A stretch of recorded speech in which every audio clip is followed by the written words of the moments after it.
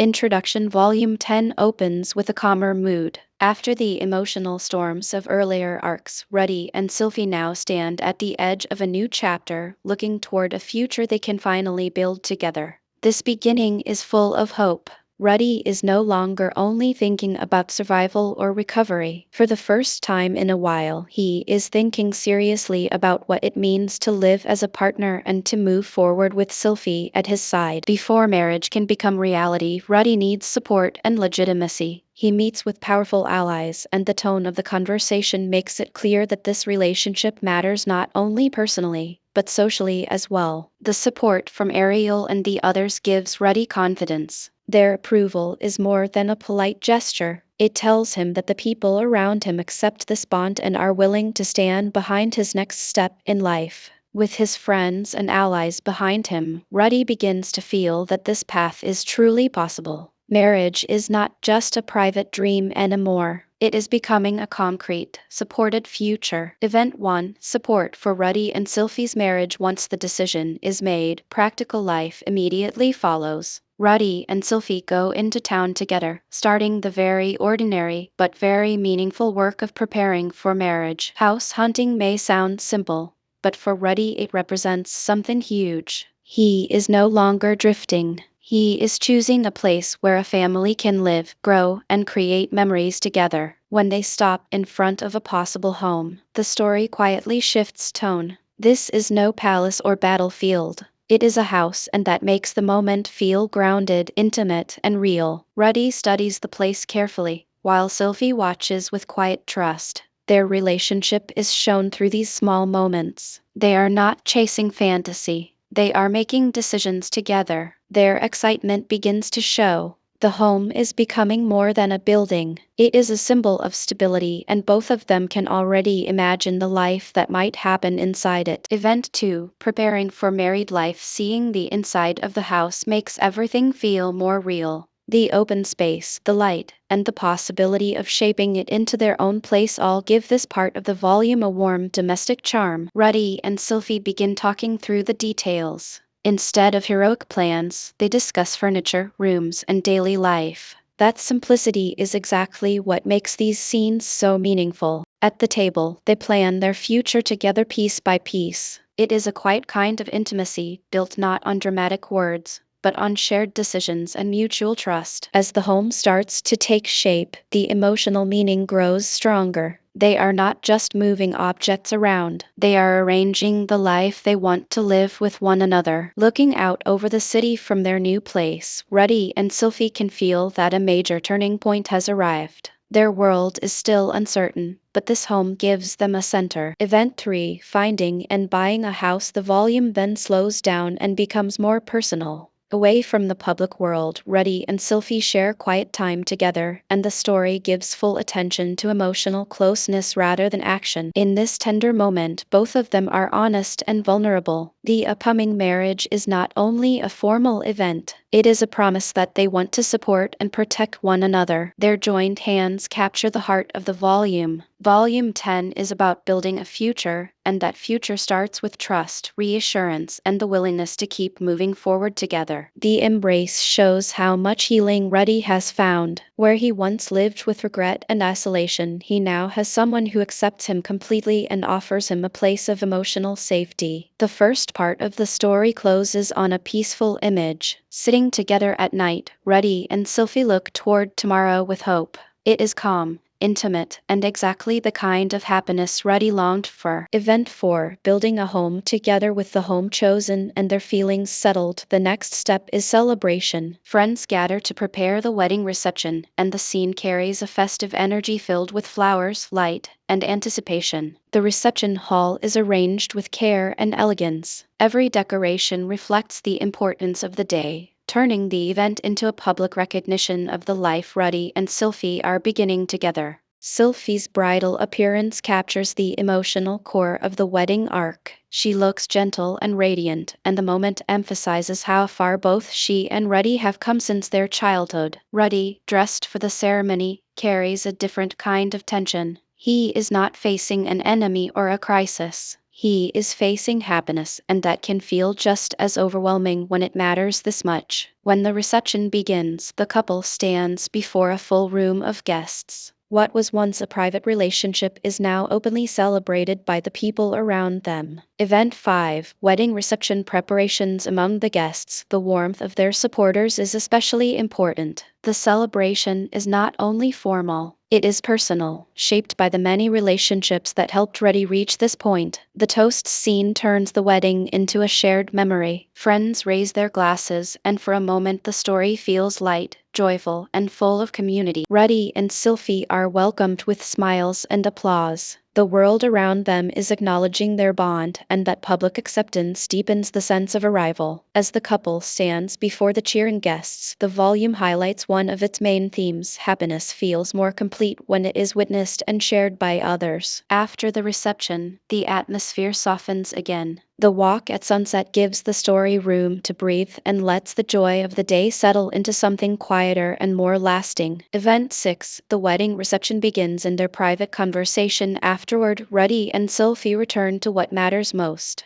Beneath the formal event, their marriage is still rooted in personal trust and affection. This close moment reminds us that the wedding is not the end of the arc. It is the beginning of a deeper daily life, one that now unfolds in the home they built together. Back at home, the story shifts into newlywed life. Reading together and sharing simple time shows how comfortable their relationship has become. A meal shared in peace captures the gentle rhythm of married life. These scenes are small on the surface, but they show the kind of ordinary happiness Ruddy has always been searching for. As they organize their home and settle into routine, the marriage becomes real in practical ways. Love is shown through effort, attention, and everyday partnership. Event 7: Friends celebrate the couple. The quiet scene on the sofa adds to that same feeling. This volume wants us to enjoy the stillness Ruddy has earned, even if we know it may not last forever. Then the tone changes. A letter arrives, and with it comes a reminder that life does not stay calm for long in this world.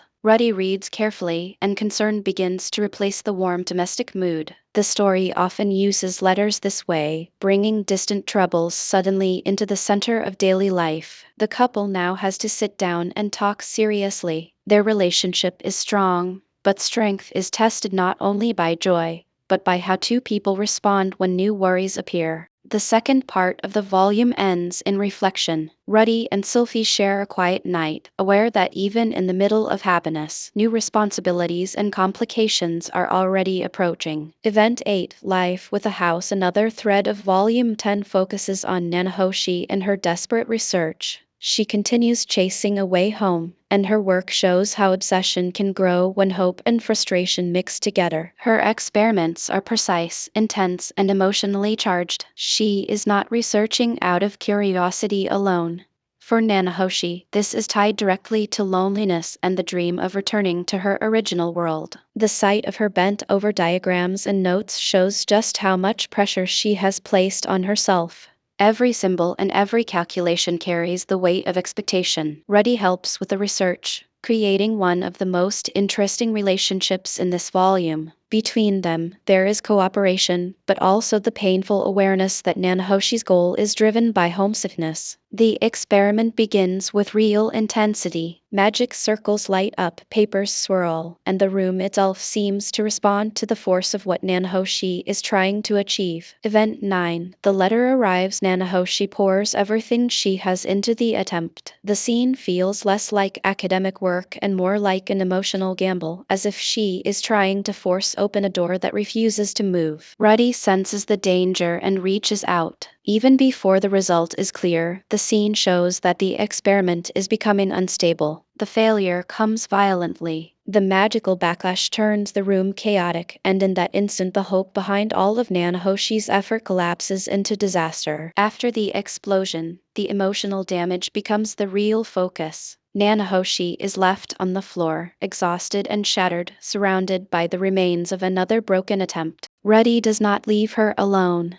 His presence here matters because sometimes support begins with nothing more dramatic than staying close when someone has fallen apart. Event 10. Nanahoshi's Breakdown. Nanahoshi's breakdown is one of the most powerful emotional moments in the volume. Her tears make clear that this was never only about research. It was about isolation, longing, and helplessness. Even when words fail, the volume gives space to her pain. She sits in despair, and the story allows that sadness to be fully seen rather than quickly brushed aside. Ruddy responds the way he often does at his best. He starts thinking, reading, and searching for a way to help. He cannot solve her emotional pain directly, but he refuses to give up on her. A simple act of kindness, like offering something warm to drink, becomes meaningful here. The volume shows that healing does not happen through grand speeches alone, but through gentle care. Sylphie's arrival adds another layer of support. Her presence changes the emotional atmosphere, making the room feel less isolated and reminding Nanahoshi that more than one person cares about her. Event 11. Three heads are better than one. The kindness Sylphie shows is especially important. She does not compete for attention or judge Nanahoshi. Instead, she quietly helps carry the emotional burden of the moment. Eventually, the circle of support grows wider. Friends gather to discuss what happened and what can be done next, turning private despair into a shared problem that others are willing to help solve. The planning scene shows the volume's message clearly. When one person reaches a breaking point, progress becomes possible only when others step in with patience and cooperation. As the conversation softens, Nanahoshi begins to calm down. The problem is not magically solved, but she is no longer facing it completely alone. By the end of this sequence, the mood has shifted from collapse to cautious recovery. The future remains uncertain, but friendship and teamwork have reopened a path forward. Event 12. Helping Nanahoshi recover even after the immediate crisis. The emotional aftershocks remain. Ruddy continues speaking with his troubled friend, and these scenes emphasize that homesickness and frustration do not disappear overnight. Their conversation is quieter now, but the sadness is still present. Volume 10 handles this well by showing that recovery is not a single moment. It is a gradual process. When she is alone with her thoughts, the sense of distance becomes even clearer. The story reminds us that some wounds come from longing for a place and a life that cannot easily be reached. Ruddy keeps listening, even when he has no perfect answer. That willingness to remain present is part of what makes his relationships feel meaningful in this volume. The focus then shifts back to family. Norn and Aisha arrive, bringing a new kind of energy into Ruddy's life and expanding the responsibilities waiting at home. Event 13. Nostalgia and frustration. Their arrival is not only a reunion, it also creates new emotional dynamics because Ruddy now has to think not just as a husband, but as an older brother and head of a growing household. Sylphie meeting the girls is an important step. The story carefully shows how marriage connects worlds together, turning separate relationships into one shared family space. There is awkwardness, curiosity, and caution, but also the possibility of warmth. These are the kinds of small but important family moments that give Volume 10 much of its charm. Sylphie does what she can to help the girls settle in. Her gentle practical care makes the home feel welcoming, and it shows why she fits so naturally into this new family structure. Sharing food around one table is one of the clearest signs that the household is changing. The family is not fully settled yet, but a sense of belonging is beginning to form. Event 14. The Master Babysitter Extra Chapter. Ruddy also takes on a guiding role. Studying, teaching, and spending time with the girls becomes part of the new rhythm of his life. The group conversations at home underline how much Ruddy's world has expanded. Marriage, siblings, and domestic life now sit beside the larger mysteries and dangers of the outside world. The side story with Eris creates a powerful contrast. While Ruddy is building a home, Eris is elsewhere, continuing to sharpen herself through harsh training. Her sword practice is intense and uncompromising. These scenes remind us that other important characters are still moving forward on their own paths, even when they are far away. The close-up of Eris shows pure determination. She is not standing still, and the volume quietly hints that her personal journey is still building toward something important. Event 15. Eris side story. The sharpening of fangs. When Eris looks out over the mountains after training, the image feels both lonely and powerful. It captures the cost of growth and the resolve required to keep pursuing strength. Back at home, the mood softens again. A gentle caregiving scene highlights the nurturing side of domestic life and reflects the volume's repeated focus on warmth, responsibility, and tenderness. Household work and small routines may seem modest, but they are central to the emotional identity of this volume. They show the kind of life Ruddy is finally learning to protect. The closing night scene brings Ruddy and Sylvie back into focus. Together they look out into the distance, aware that peace is precious precisely because it never lasts forever. Volume 10 ends on quiet hope. It is a story about marriage, recovery, family, and emotional support, and it closes by promising that even with new troubles ahead, Ruddy is no longer facing life alone. Event 16. Family life expands after the wedding. Ruddy and Sylphie's new house becomes one of the most important symbols in the story. It represents safety, stability, and the life Ruddy is finally learning to build instead of chase. The small details of furniture, rooms, meals, and shared routines matter because they show love in practical form.